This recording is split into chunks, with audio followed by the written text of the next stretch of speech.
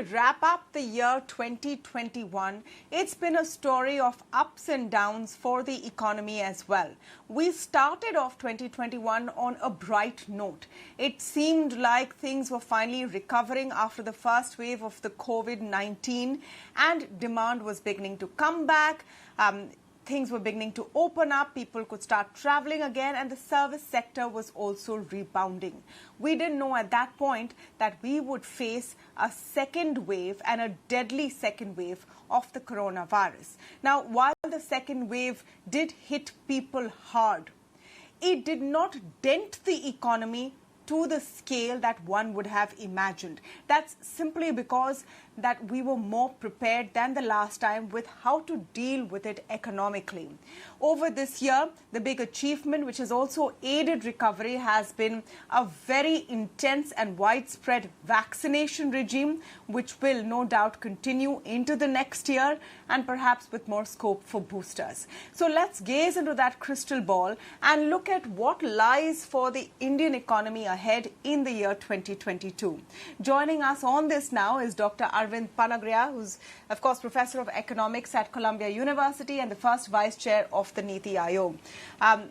Dr. Panagiriya, thank you so much for speaking with us today here on ET Now. As we look forward to 2022, if I could ask you, will COVID-19 continue to dominate the economy, Indian and global, in your view? Tamanna, this is a very difficult question to answer. As you just said yourself, the second wave hit us from nowhere, took us by complete surprise. And something similar has sort of continued on the United States side, for example, in spite of a lot of vaccination that has taken place and had taken place actually faster than in most other countries.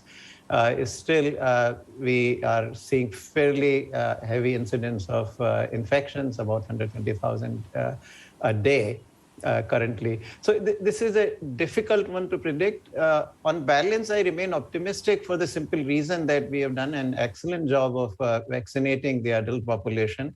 As of now, we have done about 86-87% of our adult population in India. And with one vaccine, meaning one jab. But even with two jabs, we are up to about 56-57%, something, fairly large. So that really makes me quite optimistic. And our supplies of vaccine now are very good, in very, very comfortable range.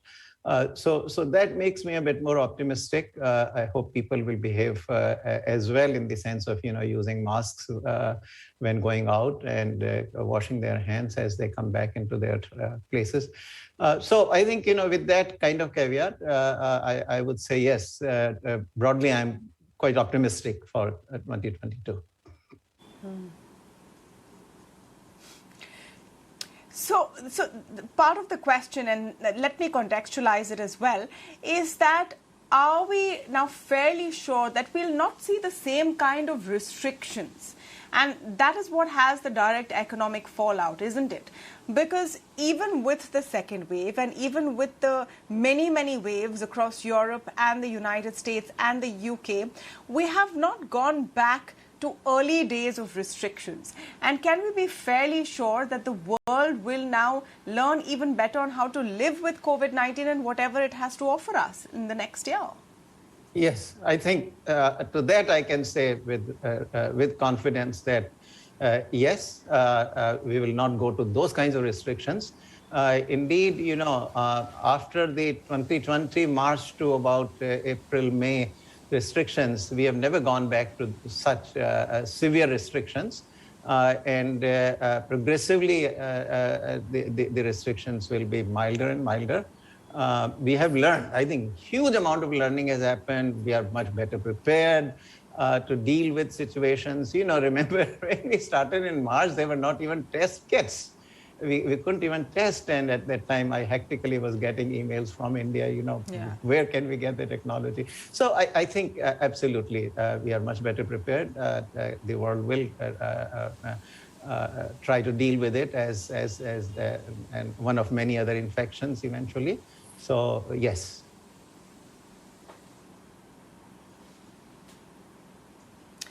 Let's come specifically to India. What is your outlook for India at 2022? As we wrap up this calendar year, we are on a path to recovery. High-frequency indicators are looking optimistic, are looking positive. GDP numbers are showing an uptick in the positive territory, and we're almost back to pre-pandemic levels. Do you see that trend continuing, and do you see inflation as a continuing worry? So, I remain, as I have done in the past, optimistic that we would do very well in the coming year. The forecasts for our current fiscal year, 21-22, have been in the range of 9 to 10%. Those, I think, will be realized. Remember, we still don't have the numbers for this second half of this year. Well, the year is not over either. But numbers now look good. Actually, the second quarter of the current fiscal year was already above the pre-COVID level. And the growth rates was about 8.5%, close to 8.4. So that looks very good. This is going to continue. All signs are positive.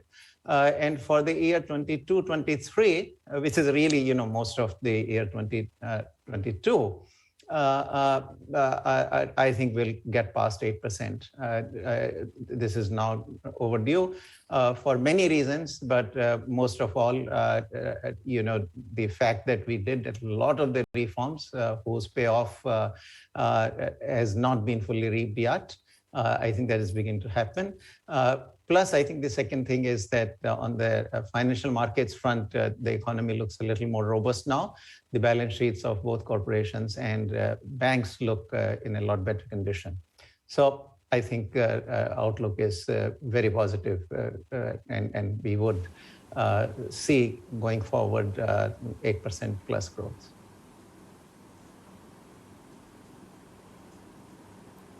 Let me come back to the tricky question of inflation. So for the month of November, WPI clocked in at 14.3%, the highest in 12 years in India. Food inflation remains a concern.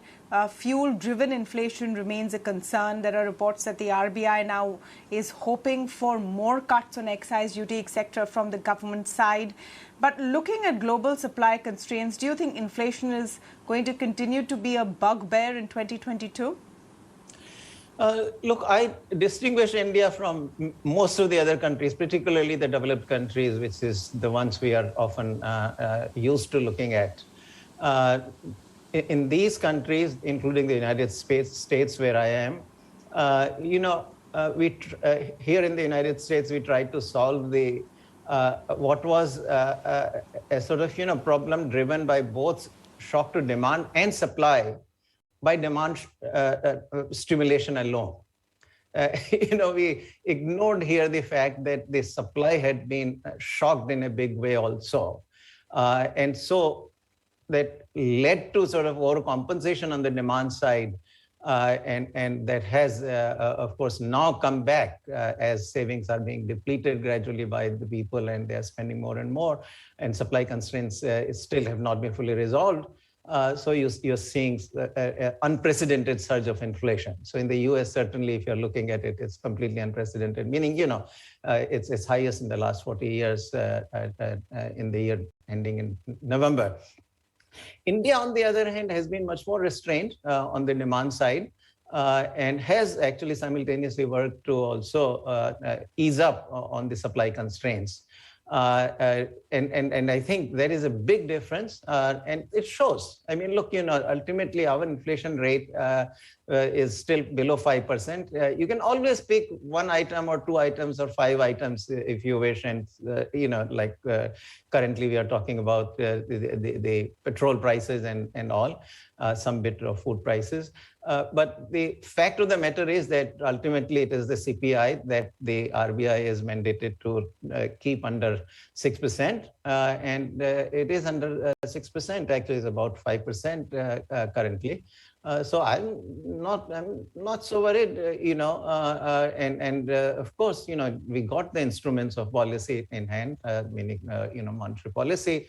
So if it begins to look like inflation might be rising further, and, if there is a danger of going above 6%, certainly the Reserve Bank will react to that with appropriate policy measures. So I think, inflation, since it impacts everybody, we always want to, and particularly in the cities, petrol prices do impact everybody. So one can certainly understand where this is coming from. But all said and done, if you look at the CPI, the Consumer Price Index, that's around 5%. So it's not in any sense an alarming territory.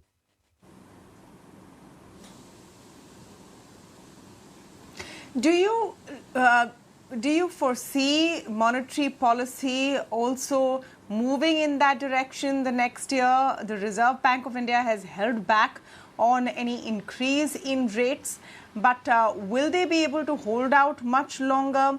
The larger bet is that we will see some rate hikes next year. Well, if it does turn out that inflation is getting beyond 6%, if there is that kind of threat, then naturally the RBI has no option but to act, because it's mandated by the law. So in the current environment, there will be less excuse for letting it go out of the 2 to 6% range, simply because when COVID was raging, this was a different story. That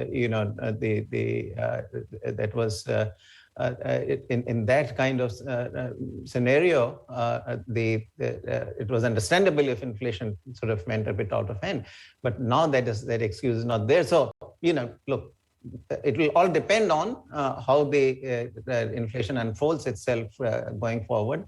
And at the present time, there is no clear reason to me why I should expect that it will actually hit the 6% range and not go down to 4%. So I have no reason to speculate one or the other way.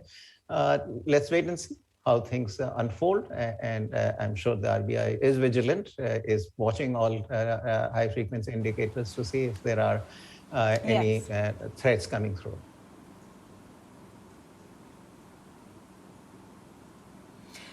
The other factor that is not often captured in data in the Indian context, but is becoming a point of discussion more and more, and a concern, is the widening disparity. So, for example, you're seeing waiting lists for four-wheelers, but you're seeing not enough demand for two-wheelers, or you're seeing a huge amount of demand for luxury apartments, but below the surface, it's a different story.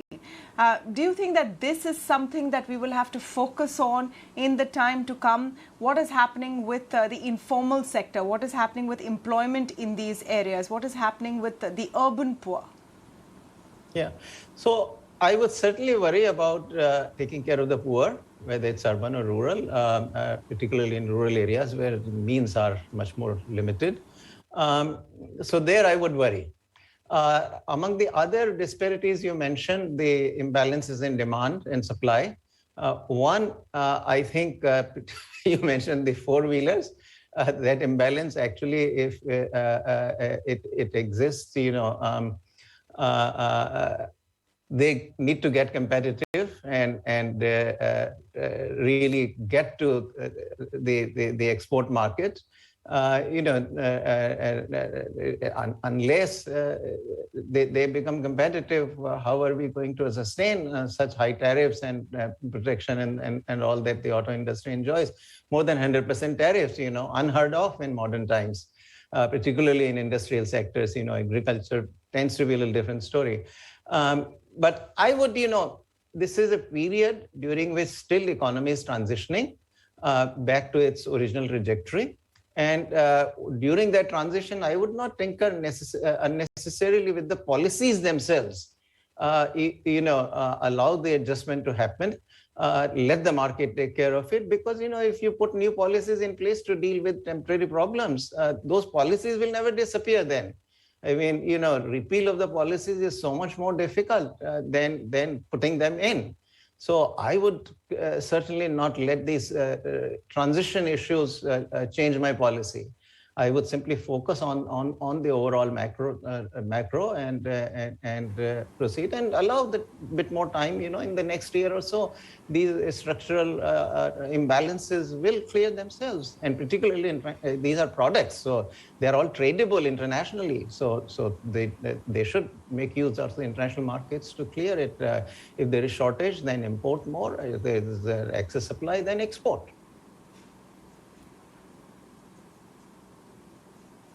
I'm asking more from the point of view of consumer sentiment, consumer demand, and the widening gap between rich and poor, Dr. Panagiriya. Do you think that more needs to be done on that end, a ramp up of welfare schemes perhaps, and overall increase in government spending?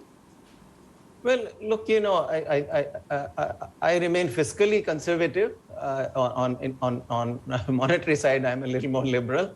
And we have really pushed already the debt to GDP ratio quite far up, when 21 ended, meaning 2021, fiscal year 21 ended, we were already at something like 85% debt to GDP ratio. And I would suspect that, by the time we end this current year, we would probably be in the 90% range. That's a very large deficit, and somebody's got to pay for it, right? I mean, in the end, just because you postpone it to the taxpayer tomorrow, meaning, to the future, doesn't mean that that gives us a lot of room and right to start spending left, right, and center. We do have actually in rural India several safety nets now. It's about 6,000 rupees per year is being transferred in cash to farmers. There is Narega, which offers employment for 100 days to one adult per household. Our own incomes have also risen. No doubt, a lot more needs to be done, but one has to be cognizant of what my constraints are. I mean, this is like running a household budget too, that, even if we have to tighten the belt sometimes, if income is not there and if we keep borrowing within our own households, ultimately we'll have to pay those debts. And the same goes for the country.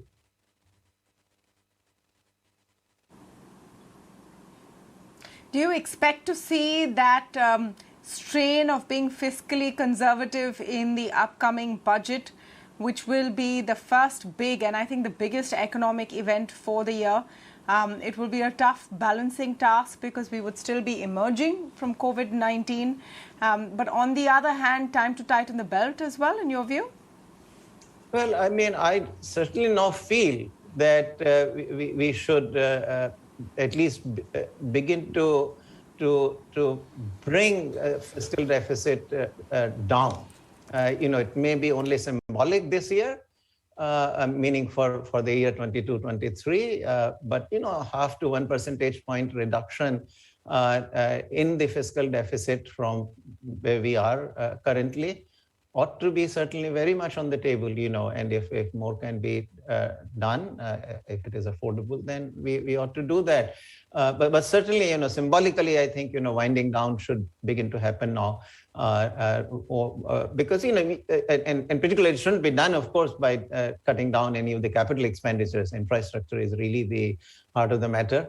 I think, we need to go slow, for example, on subsidies. That is very much doable because many of our subsidies actually end up going to the rich rather than to the poor. So certainly those subsidies, that are going to the rich could be restrained.